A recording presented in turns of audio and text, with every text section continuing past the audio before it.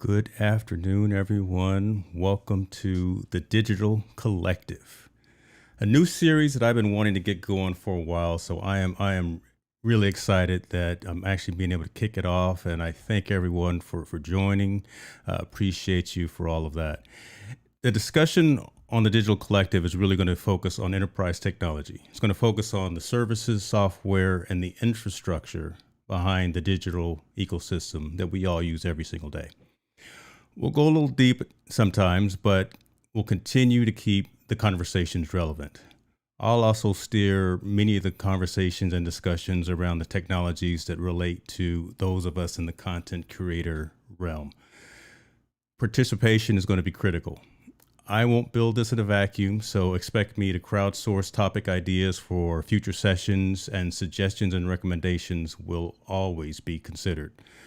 The best place to enter that information is going to be through the community tab on my YouTube channel. So if you're not subscribed already, go do that and become a part of the community that helps drive and makes this environment grow.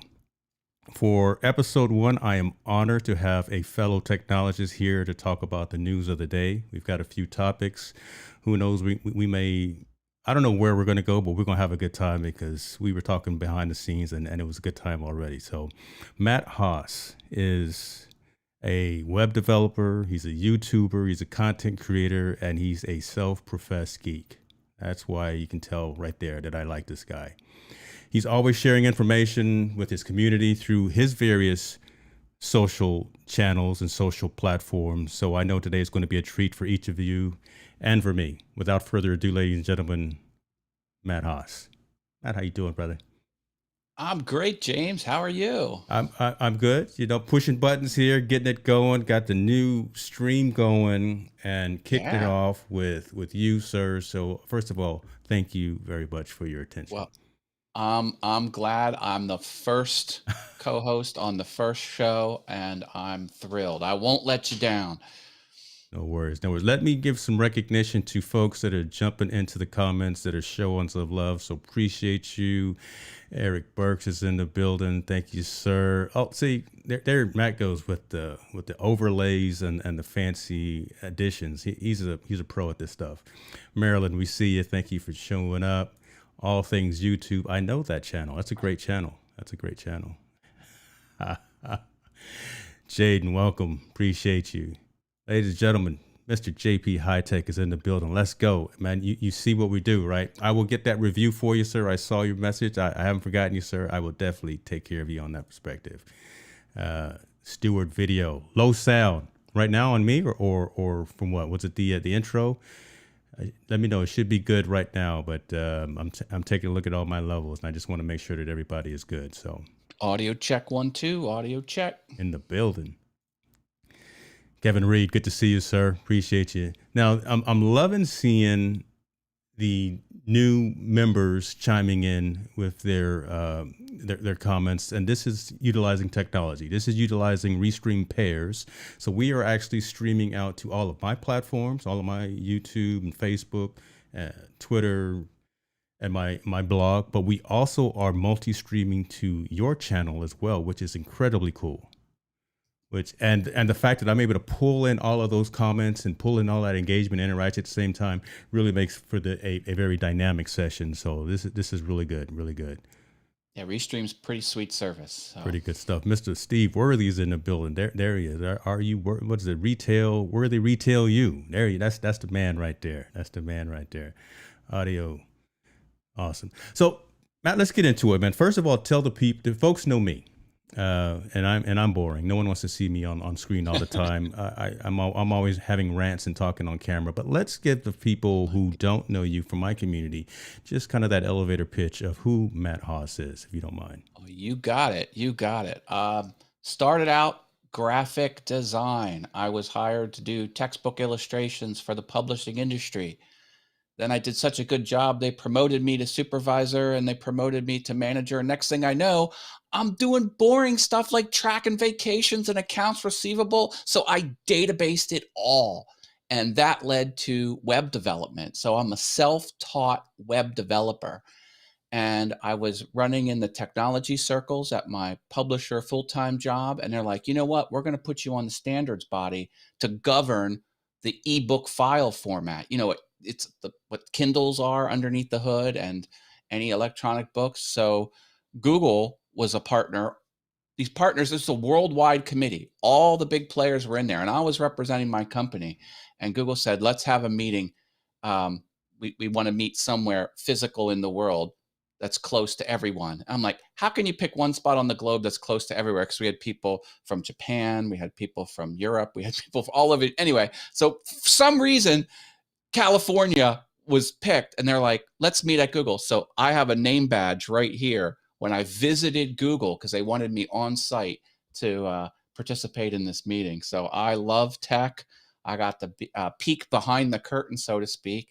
And, Google owns YouTube.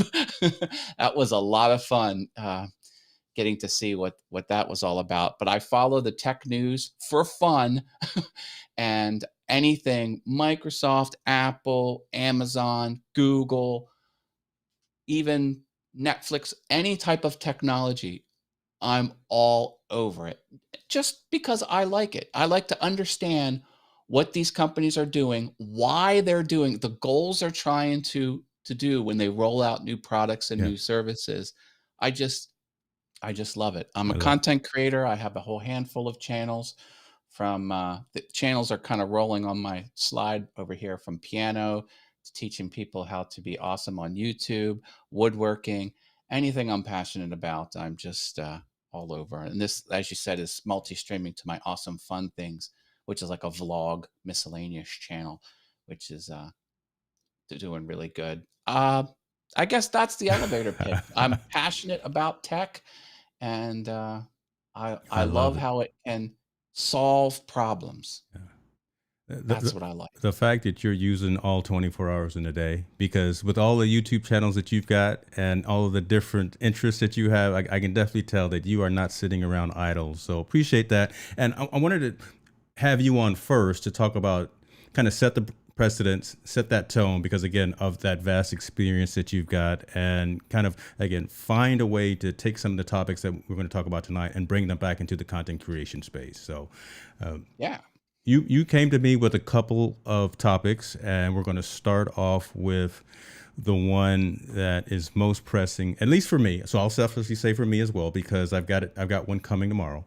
But Apple announced some products uh, at a Oh yeah. little event a couple of weeks ago, and talk to us a little bit about your thoughts, first of all, on the announcements that Apple made, your impression of what Tim did while he was on stage, and your thoughts Yeah. about kind of where they fit in the consumer space. Who's going to go out there and buy that iPhone 13? Who's going to go out and buy that Apple Watch? Yeah. Right. Well, they did rev a lot of their different products. Some say this was the least exciting Apple announcement in years, and I mean it had some good moments, but there weren't a lot of monumental differences like there have been in the past. Yeah. I mean, the phone's a little bit better. The iPad Mini got its refresh, and now that's all modern with the chipset. Uh, but the watch, You're just I gonna go think right is into it, right? You're just gonna go right into it and talk about the watch. Okay, let's go. oh, and I did get the 13, by the way, from my son. Okay. He was due, and so it's coming here tomorrow. Yes, So mine will be here he's tomorrow gonna as well. So yeah. take that and run with it. And I bought a mini for myself Okay. because I just bought the M1 iPad Pro.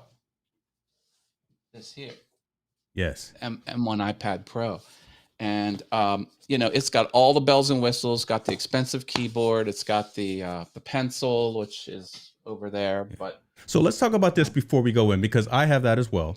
And I have a MacBook Pro, but I am seriously considering returning my MacBook Pro because the iPad, your iPad I Pro mean, or your I'm MacBook sorry, my Pro? MacBook Pro, because my iPad has become more than just a consumption device. I'm literally using that with the keyboard, with the Pencil 2 to do more of Yeah, my day-to-day computing. And the MacBook Pro is just sitting there collecting dust. And games. I can get $1,500 or so from Apple if I turn that thing in tomorrow. I'm envious because you have achieved what I wanted to achieve with the iPad Pro, but failed. Like I couldn't make the iPad Pro into a creation device, and it was one stupid little thing. Isn't that always the case? There's just one little thing What's that? that isn't the way you want it. So I'm going to abandon that. And this is going to go to my son, and I'm going to have the mini, and I'm just going to keep mine just Okay. a consumption device instead of creation.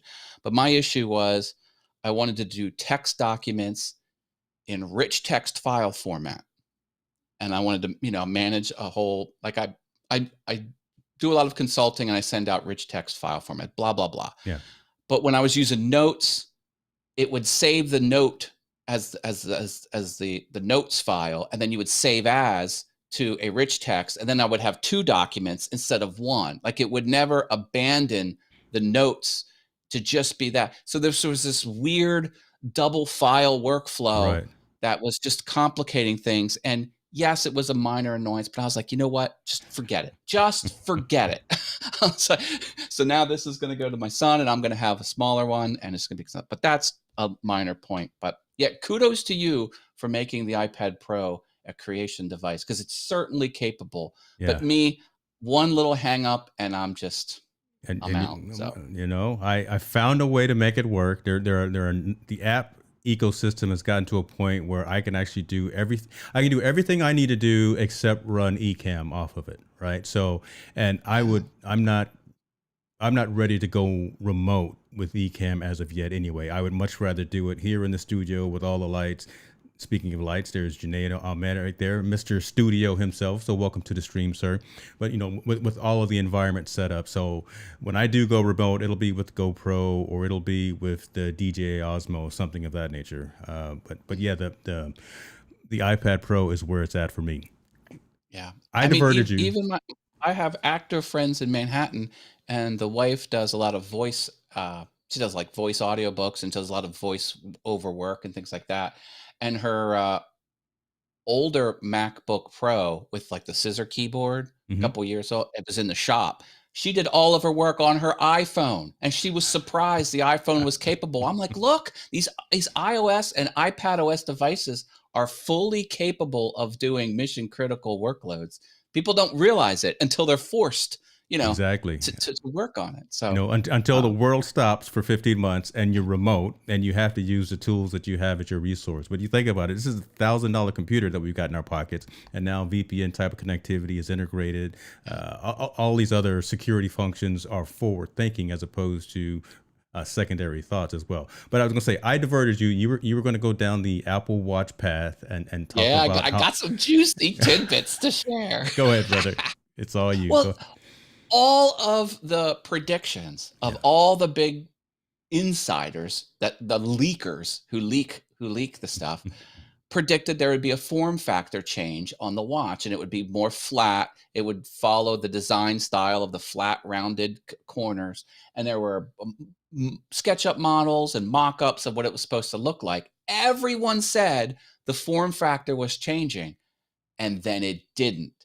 And there's two possible explanations. One, Apple purposely put out bad information to leak just to figure out who the leakers are. Or the second thing, which is what is happening, in my opinion, there were production issues. Wow. They couldn't crank these things out fast enough. So they put the brakes on, and they quickly ramped up to retrofit a model that is just 1 millimeter larger than the last one. Yep. And the glass, the thicker glass, the whole point was to make the glass thinner, so where you touch is closer to the actual LED screen. Well, with this new model, they had to make the glass much, much thicker, which is the opposite way they should have went. All signs point to them having a manufacturing issue with the new form factor, and this is the stopgap measure. They just made the round pill shape 1 millimeter larger. They doubled the glass, and they still have the same size LED that was supposed to go in the flat one, but it's in this one. Yep. It's in that one right there. And so no, this, and also the second hint that I'm right is there are no tech specs. Usually when they say, here's the new product, they fill out the page Yes, of sir. all the details. That's all absent. Like you can tell something horrific, tragic happened. So I say the leakers were right, but there was a last minute hiccup with manufacturing, and Tim pulled the plug, and they scrambled with the marketing. They scrambled with the mock-ups. They scrambled to get what little specs they could up on the web page, and they just said, okay, here it is. And that watch it doesn't really have much difference No. between the old models. Yeah. So do you have And the 6 or do you have an Apple Watch? Look at you. I have the Casio G-Shock, baby. Hold on. Let me take a screenshot of that. That's old school right there. Oh my gosh, ladies and gentlemen, that should be in the Computer History Museum. Okay, there we go. I love this watch because it debuted in the 80s. Yes, it and they did. kept the form factor identical. I love the 80s. I have 80s stuff on my set, He-Man and all these other kind of 80s Pac-Man memorabilia, blah, blah, blah. But this particular model, you can only buy in Japan because this is the white plastic with the white face. It's not white letters on a black background. It's black. Anyway, so I had them put this on a boat in Japan and ship it over to America. So Oh my you probably gosh. won't see this exact combination. I love it. This thing, it charges by the sun. You never have to replace the battery, and it syncs to the atomic clock. It's going to be dead on accurate for 10 million years. It's going to lose a second in 10 million years. The calendar goes out 150 years before the calendar won't work anymore. I'm not going to live that long. This is a set it and forget it type of anyway. That Casio will outlive you. Do you remember the Pebble? Remember the watch? Oh yeah, the my brother was on the Kickstarter. He got the Pebble from the Kickstarter campaign. Okay, Yeah. okay. That reminds me of the old school Pebble because it would keep its battery, keep its charge forever, and it That was was the e-ink, right? The e-ink yes, technology. yes. Yeah. Which what they put in the ebook readers, and my background is publishing, and I worked on the EPUB file format. I'm just going to Isn't say, that crazy? It's kind of cool that my contributions are now in the file format of digital books. So when you're reading a digital book, I contributed to the file format of the book that you're reading. It's crazy. you, sir, are a trailblazer. Folks need to go out and Google Matt Haas, and Well, hopefully they'll have better results than if they Google me because the first result is definitely not me, and I need to change that. So I will. I'm trying to I keep a low digress. profile. See, I think this is the mistake going on a show with James Hicks is now people are going to start recognizing me, Yes. and I'm not going to be able to go shopping Yeah. without being No. interrupted. No, you're gonna get a little fandom going. I'm gonna cut this up into micro content, and it's gonna be all over the place. And we're gonna talk about that in a bit as well, about social media platforms. But Yeah, baby. let's finish about Apple. I am in complete agreement with you. I think that the 7 is a rush to get something else to fill time. Tim Cook was not happy, obviously, but Apple's going through a lot of issues right now, from availability, a lot of issues with leaking, right? A lot of people are, and Tim is trying to, and the whole company, I think, is trying to get in front of that because they're having issues with that. We may have seen the 14, right? A couple of prominent leakers have already posted what could be the 14. Look, I worked for Apple for 10 years, so I do not give in to the rumors. I do not entertain the rumors as well. I wait till either Steve or Tim are on stage and saying what it is. But they've been 70, 80, 85% correct for the last few years. We will see. As far as the other announcements that were released, again, like I said, I'm getting my 13 Pro tomorrow. I went with the larger capacity. I went with 512 Pro Max.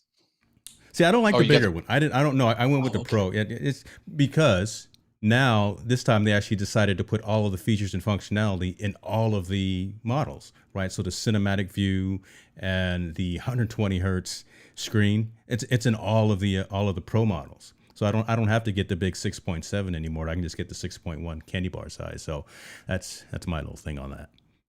Yeah.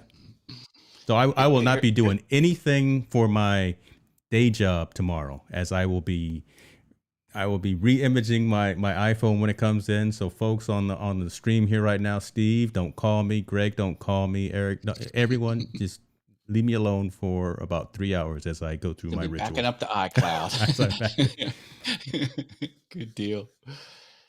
That's good stuff. Speaking of security and leaks at Apple, here's a funny soundbite. I heard that the employees were protesting because they had to clock out and then they had to wait through security, which was over an hour.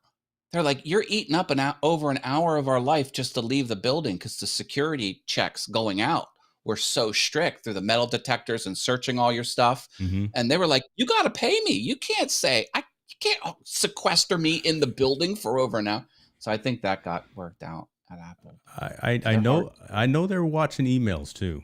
Right. So again, while I was there, I was in a management role, and they got anti-espionage things going out. They'll do memos, but they'll change the last word of the last paragraph of the 6 memos that they gave to staff. And then if that leaks in the press, they'll know which staff because of they used UR instead of YOU apostrophe. Yeah.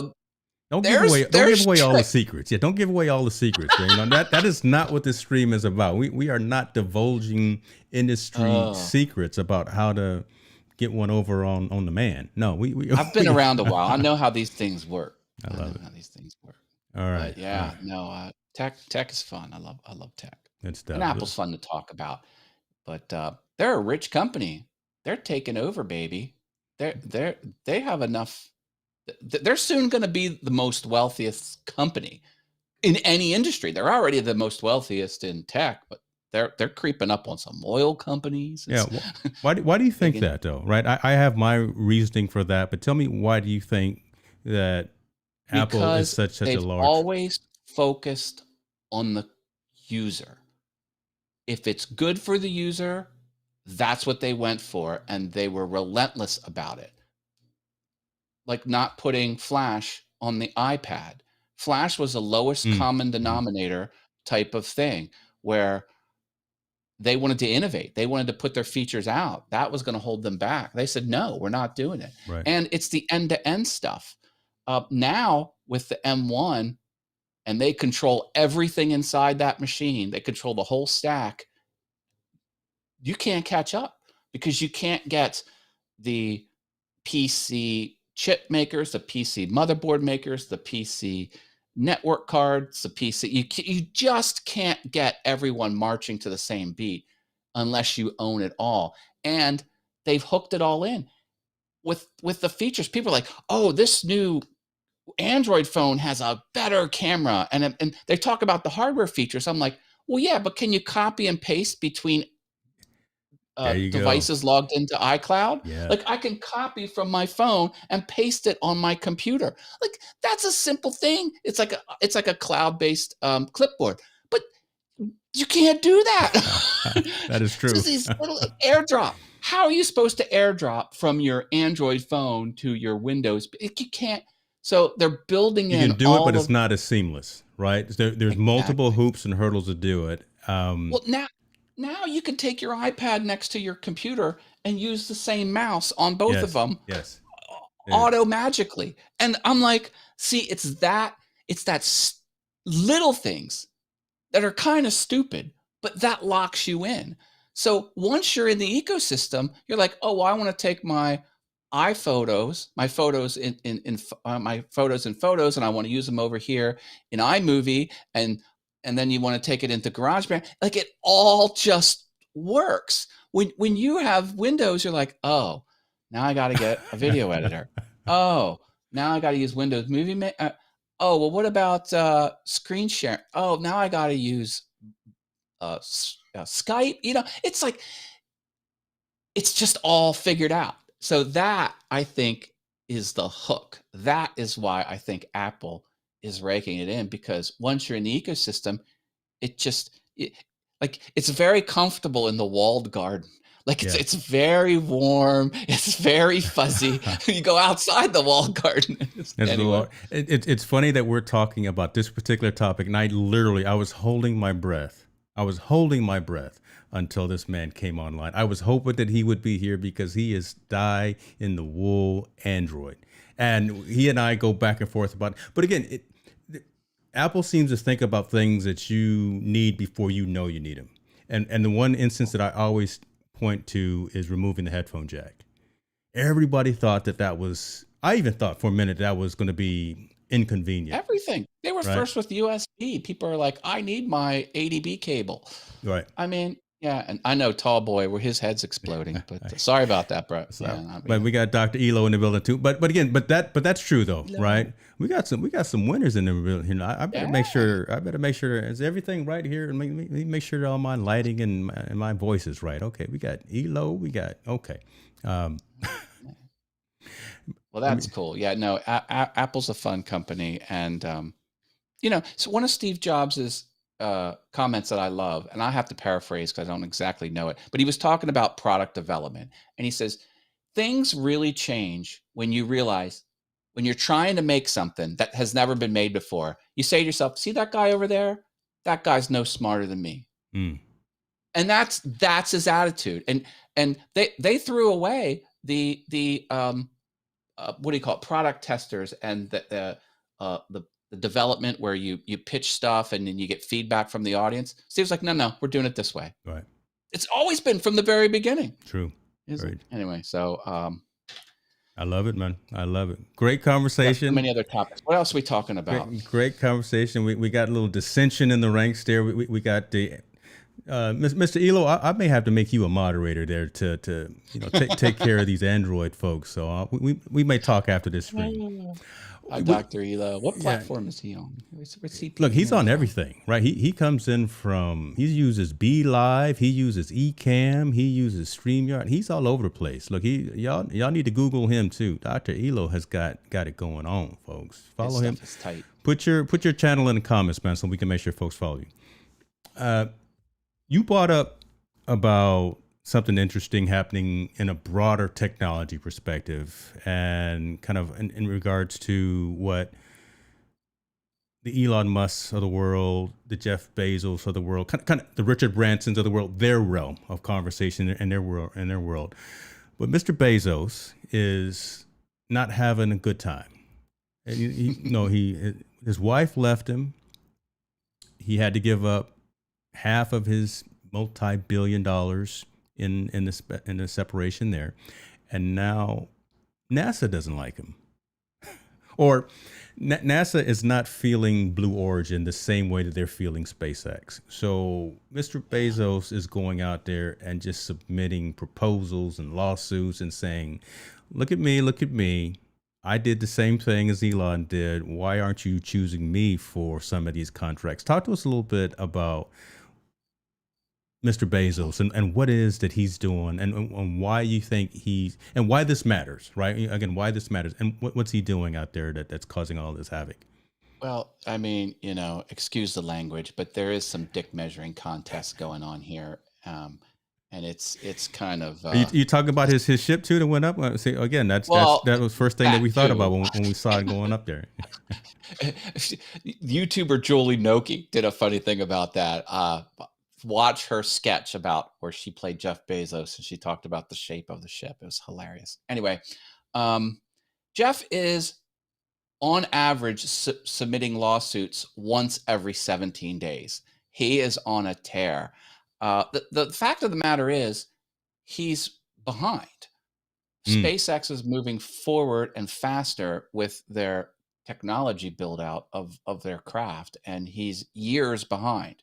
And years behind in the space world is the same as years behind in technology world. Right. 1 month equals 3 in the tech world. It's even a worse proportion in that. So he's behind. He hasn't proven his space worthiness of his craft yet. SpaceX already has manned missions. It took a while to get there, but hey, we just had, was it 4 tourists flying up Yeah. and into orbit last week through SpaceX, right? Elon was the first one to put up regular citizens up into space. So go ahead. Yeah. Yeah. Well, technically, NASA did that with the Challenger, tragic Challenger. There was a True. Yeah. teacher, True. regular citizen, for lack of Mm-hmm. a better word. But Mm-hmm. yeah, yeah. Bezos is mad because he's not getting the same rewards, but he hasn't put in as much work as Elon has. And say what you will about Elon, he is going to make humanity a 2-planet species. And that's a huge accomplishment. It's not going to be Bezos. Bezos has a lot of money and he can afford to have a space program, but it's just not as far along as SpaceX is. And SpaceX was on the verge of collapse. When they did the Falcon 9 testing, the first 3 blew up. And Elon said if that 4th test would have blew up, he would have been destitute. It would have brought down not only SpaceX, all of his endeavors. Like everything was on the line. Could you imagine, like, think 100 years from now, at what point in history could have radically changed mankind? It all boils down to that 4th launch of the Falcon 9 test prototype rocket. If that would have blew up, the trajectory of humanity would be on a completely different course. But it didn't blow up. It was successful, and then he had enough money to scrape by to get through until he started getting contracts to deliver materials to the space station and then eventually deliver astronauts to the space station. And now he's off to the races building his Falcon Heavy and the transport unit to and from Mars. Yeah, it's crazy. So that's a good point. And I want to talk about the perspective that you just mentioned, though, right? If the Falcon 9 had been a failure, because listen, I'm an investor in Tesla. I got one sitting out in the garage, right? So I'm dyed in the wool with them as well. I'm a fan. I've been to the factory a number of times, and I see what they do on a regular basis. And I am an EV fanatic. Not just Tesla anymore. I am an EV fanatic and proponent for what Ford is doing, what Audi's doing, so all the manufacturers out there are doing. It's an interesting statement that you made, and I think that kind of answers what Corey was saying about why going to space matters, right? Or why moving forward with this technology matters to the everyday citizen. It's the preservation of mankind as a species. See, and when you think about that, right, that brings the conversation to a whole different perspective, right? We're always talking kind of at a terrestrial level, but and we don't have to get political. We don't have to get anything else. You can believe in climate change and global warming and all that, or whatever the case may be. But there is a reason that these billionaires, the Richard Bransons, the Elon Musk, and the Jeff Bezos are looking to move us into kind of this new dimension, this new perspective of travel, tourism, finding other places to build, locate, things of that nature. You don't want to think about it, right? Again, you kind of want to keep that out of mind, like unfortunately our last day on this planet, but it's one of those things that really has to be thought about and talked about. It's very historically relevant as well, just like Eric is saying right here. So yeah, you never know. The thing is, you just don't know. You don't know what type of disaster is going to end mankind, because we're actually overdue. If you look back at the epochs, have been disasters on this planet. We're long overdue for a global catastrophe, and they come in all different shapes and sizes. I mean, you never know if it's an asteroid's going to smash into us, or it could just be a slow decline, or who knows, but it could happen. But if we're on 2 planets, it just increases the odds. Now, here's a fun thing. Now, I love electronic vehicles, but really in the grander scheme of things, they're not that exciting.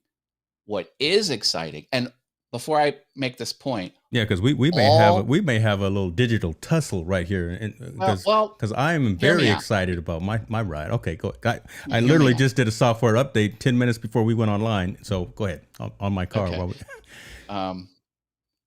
So I got him flustered, folks. Look at what's this. what's So, all of Elon's endeavors are to get people to Mars. Like everything he does in all the different industries, whether it's the Boring Company, whether it's that company that's trying to jack into your brain, whether Neuralink, it's Tesla or the satellites in the sky, Starlink, right? Starlink. Now, hear me out. When Starlink goes IPO, now don't take my advice, but buy the hell out of that stock because that is going to print money. He was hoping Tesla would be the money printer, but it's not the money printer that he needs it to be. The thing that's going to print money is that Starlink, and let me tell you why. The latency on Starlink is so low, it's faster than the optical cable under the Atlantic Ocean. Think about that. Here's the ramifications. The New York Stock Exchange and the NASDAQ and the stock exchanges. Europe wants to invest in those stock exchanges. They get the data slower than we do in America because they're farther away. The data has to travel under the optical cables. Now it goes the speed of light, and light travels 186,000 miles a second. So it is pretty fast, but it's slower than in America. And these trading algorithms, they work on fractions of a second. Starlink is going to get the data to Europe even faster. So can you imagine what the day traders in Europe are going to pay for an internet connection to America that's faster than anything? And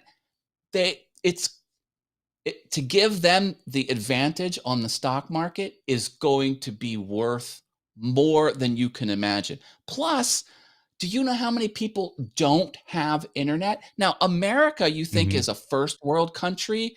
It's very well built out. We have a thriving economy to some extent. There shouldn't be dead pockets of internet in America. That's true. No, there are huge swaths, even in our own country, let alone the world. There's 40% of the people aren't on the internet on this planet. And Starlink is going to open all of that up. Yeah. It is going to print money like no one's ever seen. And the moment you're able to buy stock as a public investor, go do it. I'll be adding it to the portfolio. Now, see, I had always thought about first before I move on. Appreciate everyone for the comments. I see MDH in the building. I see everyone here. Appreciate you for joining in as we endeavor here in the Digital Collective. Charles Jackson, I got to give props to you too, sir. How you doing? Now, my new friends out there. I'm Matt. It's great to meet everybody. I had always thought Starlink from the perspective of, again, providing internet connectivity to those remote and rural locations, right? We've got a cabin up in the mountain. We had a cat. Geez, it burnt down. But now you're gonna make me cry here on stream. We had a cabin up in the mountains, and again, it was real hard to get internet connectivity, and something like a Starlink would definitely come into play for those types of remote and rural locations. Second world, third world, fourth, whatever world you want to call it, countries who again don't have access, who are still using Motorola StarTech flip phones or whatever for connectivity. I just dated myself on that. I shaved today too, Melanie. I shaved for Matt. I was looking rough last night. But what you're saying from a financial perspective, right? Just being able to do monetary transactions at an even higher, faster rate, being able to satisfy deals and trades and things of that nature. That's really the ramification of it. And I think that's really the separation of an Elon versus a Jeff Bezos versus even Richard Branson. Richard Branson is old school. That guy is an insane genius, just like Steve Jobs. I love that dude for everything that he has thought of and what he does. But I think that's what separates Elon, I think, from what everyone else is trying to do. You think about the Boring Company, you think about the flamethrower and all the other side projects that he's doing. They're awesome and they're great, but he is laser. I love the name. The flamethrower is called not a flamethrower. It's not a flamethrower. That's the formal product name. Do you know what the dish on Starlink is called? It's called Dishy McFlatface. I love his names. I love the product names. He is Hi, Melody. How are you? he is crazy, right? Well, I won't say that. I actually, in all due respect to Elon Musk, I further understood the way his mind worked when he guest hosted on Saturday Night Live. Right, when he came on and did his monologue and told us a little bit more about himself personally and kind of how his mind works at a much faster rate than anyone else. I said, okay, this guy is on to something. We need to respect the mentality, respect the genius, and let him do what he needs to do. I'll definitely keep him in the legal terms and make sure he doesn't go out there and do anything crazy. But he's thinking of items and problems that are facing the globe, and he's really trying to solve them at a much faster rate than just going through the traditional means that we've gone through for decades and for years and things of that nature. So I wish him nothing but the best, and I wish him nothing but forward progress in this. I don't think Mr. Bezos, though, going back to the topic that we were talking about, I don't think he's going to be successful in any of these lawsuits. I don't. No, I don't think so. He's already losing lawsuit after lawsuit, and Elon does have an interesting mind. The one thing he says, which he didn't coin, but he's like, the best, and from an engineering point of view, the best part is no part. So if he can engineer a part to be absent from something, he does. And what he did is those drag fins, the landing gear. When the rockets come back down, when the first stage comes back down and lands, like they've got the landing gear that come down, they removed it. Now the tower is going to catch them. Did you see that? The tower has these little catcher legs. I did see that. And then when the rocket comes down, the rocket is going to be like captured on these little grabber paws. The precision of having to be to do that, right? Well, did you imagine how heavy those legs would have to be to support the weight of the entire rocket? I mean, now they don't have them at all. They took them off. It's going to be, the tower is going to be like a little grabber thing, and it's going to grab the rocket with no feet on it. It's just a brilliant mind. Right. Modern engineering, modern marvel, just thinking outside all those synonyms and statements that we say, think outside the box, think a little bit differently. And he's literally doing that. And it's almost common sense to think, what remove this piece that's probably the least common denominator, and then it's going to work much better for him. I want to get back to this statement here that Kevin Reed put out here. Kevin says his humanoid robots will go to Mars before humans. A Starlink network will provide internet between Earth and Mars. The Boring Company will send machines to Mars to build underground bunkers. Let's digest that a minute. Okay. Okay. Well, I think we're going back to the moon first, but sure. And we know Mars is a one-way trip. Mars is a one-way trip right now. Now Mars is tough because it's a smaller planet and it has less gravity. So it is 60% less gravity. So 100 pounds on Earth is only 40 on Mars. And people don't know what that's going to do to the body. Yeah. There could be problems because our bodies are built for the weight that we are on this planet. Now, the sister planet, Venus, is only 10% smaller. So if you're 100 pounds on Earth, you're 90 pounds on Venus. The problem with Venus is the pressure on the surface is so great you would implode, and it's 800 degrees. It's like a pizza oven on the so you can't live on Venus. However, if you're in the atmosphere, like way up in the stratosphere, you could survive because the pressure is normalized. You would still weigh 90 pounds if you were 100 on Earth. Yeah. But you would have to put on like a fireman's protective gear because it would still be hot. But if you had oxygen and you had heat retardant clothing and you were in the stratosphere on Venus, you could have a population. What am I getting at here? All the Star Wars fans, Cloud City. Venus could be the Bespin Cloud City of, it could be the second Earth. So humanity's best chance of having a whole other planet full of people is in the clouds of Venus. I think they're on the wrong planet, James. Let me give you Elon's phone number. How do I get a hold of Elon? Elon, you're going the wrong direction. Yeah, and Venus is closer. It's, you get there in half the time. It's like right there. Anyway, I love it. We kind of brought it back to a technology conversation, folks. Look, I told you we were going to go deep into some of these topics, try to make them relevant, and I think we are, because I'm glad to see folks are chiming in with the comments. Dr. Elo, I love yours. You got to go. You got to get off Earth because I saw Doge comment on there. Do you have any Dogecoin? Diamond hands, baby, diamond hands. I'm very, that's a whole topic for another conversation as well, for another day. But man, I am very, I'm not going to say apprehensive, but I'm very, very apprehensive. I'm dabbling. I'm dabbling in my crypto. I'm not in it as deep as some of my friends, some of my colleagues are, but I'm keeping aware of it. I know what I know.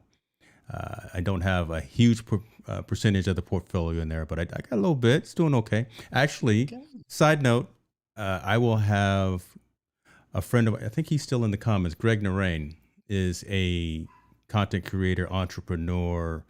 He's all of the things. And he has a creator coin that he hosts through Rally. Rally is an organization that has their own coins, and they allow for content creators to create their coins as well. He's going to come on my show in a week or so, and we may do something special for everyone that attends and provide them with some cryptocurrency specifically for participants of that show. So be on the lookout for that. And Greg, if you're still in the comments, if you can put the link to what your AMA content creator coin is all about, that would be amazing, sir.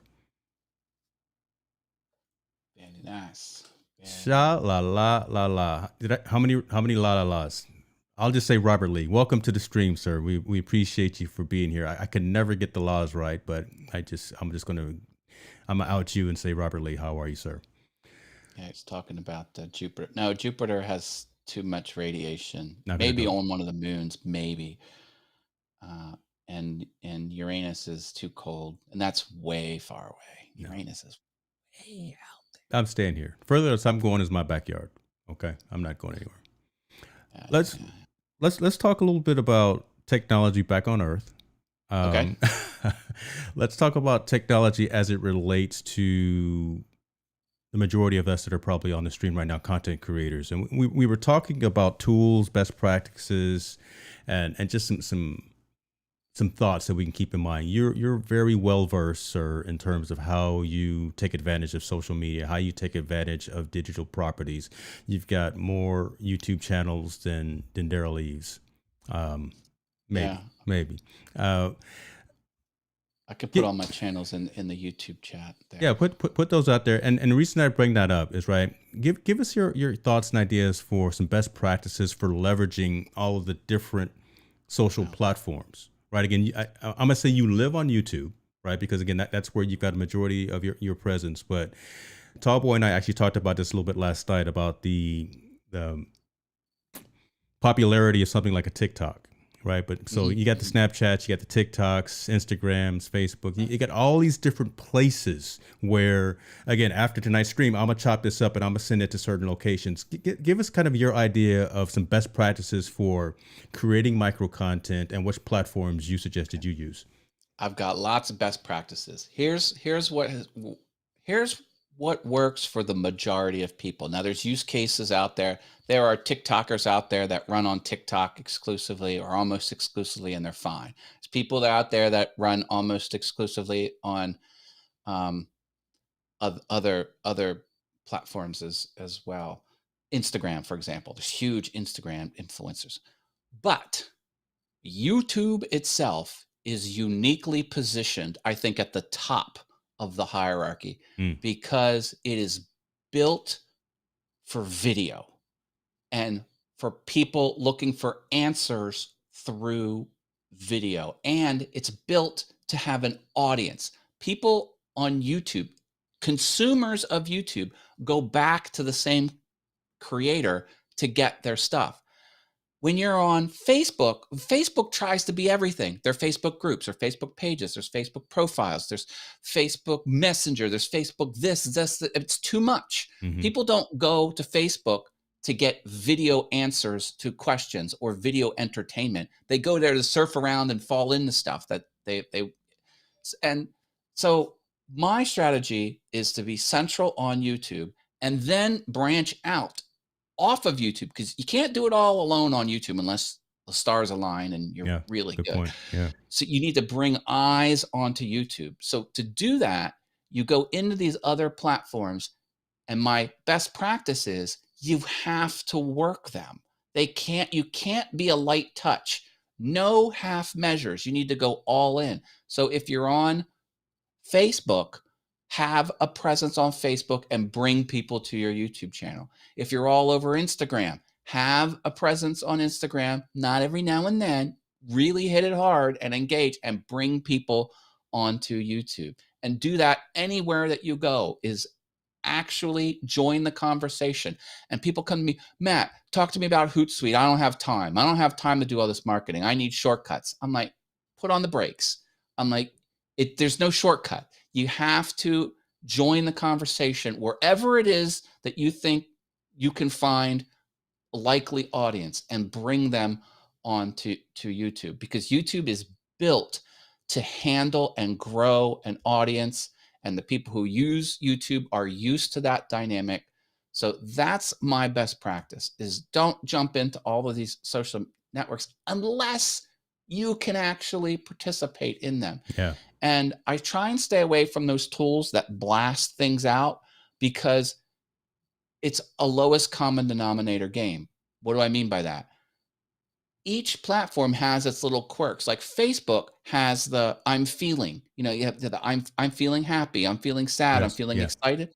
So when you plug a post into Hootsuite and you push it to all these different places, including Facebook, you don't have that I'm feeling in Hootsuite, because Instagram doesn't have that, and this other thing doesn't have that. So the way they dumb it down. So when you're using these things to push things out, your marketing out to many places at once, you're kind of leaving behind some of the little nuggets of features that only exist on those unique platforms. And people can pick up on that subtle. People are very good. All humans are very good at picking up on these subtle cues with your engagement and your marketing. And they can kind of sense if you're dialing it in or you're doing shortcuts. So best practices, get out everywhere and bring those eyeballs onto YouTube. And when you bring eyeballs onto YouTube, bringing this around to enterprise tech, that's what's called a session start. That's a web developer term. That means that a new viewing instance happened and yours was the first video. And even if the person watched your video and then watched 20 other channels in a row, YouTube keeps track of that. And they go, Matt Haas brought this viewer onto YouTube, and that viewer watched 20 videos and he was the first one. They're going to reward you for that. Because think about it. The more people spend on YouTube, the more time people spend on YouTube, the more money YouTube makes by selling ads and doing everything else that YouTube does. So that's why marketing off of YouTube, bringing eyeballs on, is so critically important. It's because you're doing something YouTube likes. And when you do something YouTube likes, YouTube rewards you. And YouTube will outright tell you what it likes, and people ignore it all the time. I'm like, oh my goodness. If YouTube says to do something, do it. Like YouTube says, don't put edition numbers or dates in the title, and don't put them way forward of the title of your video. So don't do episode 1, show name, and then put what's the top. They outright tell you not to do that. They're telling you what works. Listen to them. So that's what I do. Like, this is the mentality. I dig through all of this stuff and I find all of these things, And then whenever YouTube says to do something, I do it, and it helps. So I don't know. I want to go into some of that a little bit real quick, but hey, Sammy, glad you're here, brother. Good to see you. Always good to have Superstar in the building. And Robert is talking about, again, kind of agreeing with some of those best practices. And I have seen as well, and right, third person looking in, I've seen how if you're using an aggregator, right, or a tool to push out from Facebook to Instagram or vice versa, or to multiple locations, some of those nuances don't transfer over, right? So again, the @ names are different. Like my name on Facebook is different than it is on Instagram. So if someone just tried to @ me on Instagram, it wouldn't translate over to Facebook, and it, that little thing takes away from the experience. If you've got that I'm not gonna say the educated mind, but if you've got that mind who sees those things, who is consciously looking for those things. So making it easier for who's ever consuming that, it almost makes sense, right, to just go to each individual platform as opposed to, and I don't want to say mailing it in, but I don't want to say going the easy route, pushing the easy button. But if you got content for Facebook, specifically push it out through that channel. If you got content specifically for TikTok, push it out that way. So again, the end user, the person who's consuming that, gets it in the way that they're expecting to see it. Okay. And that could be the aspect ratio of the images. Do squares or long rectangles huge. on Instagram. Yeah, that's huge. Yeah. Do 4:3 aspect ratio on Twitter. Figure this stuff out. And the one artist I follow, she does posts on Facebook, and I see the alerts, and I see she's an oil painter, and I see the image. I click her post all the time, and it goes to Facebook, but it doesn't go to the post on Facebook. It goes to the Facebook wall, like her. And I know she's using an aggregator because it's not supposed to work like that. She has something not set right, and I could tell, because if she would have just shared the post directly on Facebook, it would go right into that post page, but it doesn't. It just goes to the banner of the top of her Facebook. Wow. I'm like, I could tell these aggregators, some people don't even know how to use them correctly. And that's even worse. I'm gonna write that down. That could be a title for another show, another stream. Oh boy. So folks, here, hopefully this is making sense. It may have sounded like we were all over the place, but the idea is, again, for the Digital Collective, is to talk at a deeper level about enterprise technology, and then have a conversation of how technology relates to those in the content creator ecosystem, right? So we started talking about a couple of companies. We talked about Apple. We talked about Microsoft. We started talking about the products that they've announced. We talked about technology as a whole and how it relates to the consumer and to the planet, when we started talking about Elon Musk and Jeff Bezos, things of that nature, and then brought it home with the content creation conversation about social media platforms and tools of use. This is kind of my idea of how I would like the show to go. If this makes sense, if it doesn't make sense, if you think I'm completely crazy, I have a thick skin and I'm not going to take any offense to it. Provide the feedback. I want to be cognizant of Mr. Haas's time. I told him I'd only keep him here for 60 minutes. We are at 58 minutes and 50 seconds right now. Even though I've got two other topics that I wanted to talk to him about. But Matt, thank you, sir, for coming on to episode 1. I will make sure that the YouTube thumbnail doesn't say that, or the description doesn't say that at the beginning either, when I finally publish this. But thank you for coming on, sir, and sharing your knowledge, sharing your information, hanging out with my community. It was great to meet some of the folks from your community as well. Go ahead and give the folks some tidbits in terms of where they can find you as well. Well, I have a link in the description, and it is matthaas.com/everything I do with hyphens, and that is all of my stuff. I can share the screen if you'd like. So this is one of the pages that I have, and you can kind of. I'm making James push buttons here. You are, you got me pushing buttons and everything here. No one needs to see me, right? So I do this to Robert all the time. He's like, "Oh, I gotta push buttons now." There we go.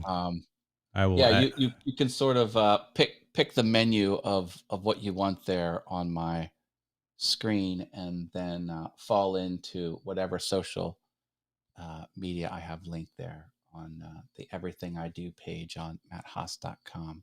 I'm being lazy and I just don't want to create another scene for it right now. To be honest with Okay. you, that's all it is to it. Yeah. Right. Yeah. So everything's listed there. Awesome wood things, all things YouTube, awesome fun things, piano awesome. And I even got a taco meme Facebook page where if you like the taco meme page, I'll send to the wall one taco meme every day at 8:45 in the morning Eastern time. I love it. I love it. See, now look, my overlay is all shot now. I don't know what's going see, on. I do this as a co-host. I blow things up. So I get on air and I just blow things up. Show's officially over now. We're done. You know what? Matt, appreciate you, brother. Thank you very much for the time. When they sell tickets to Mars, let's get on the same shuttle together. Well, I think that would be fun. We'll do it. All right, you guys. Let's do it. Be good to yourself. Take care, Matt. Thank you very much. You guys be good to yourself. Stay awesome, everyone. I love you all.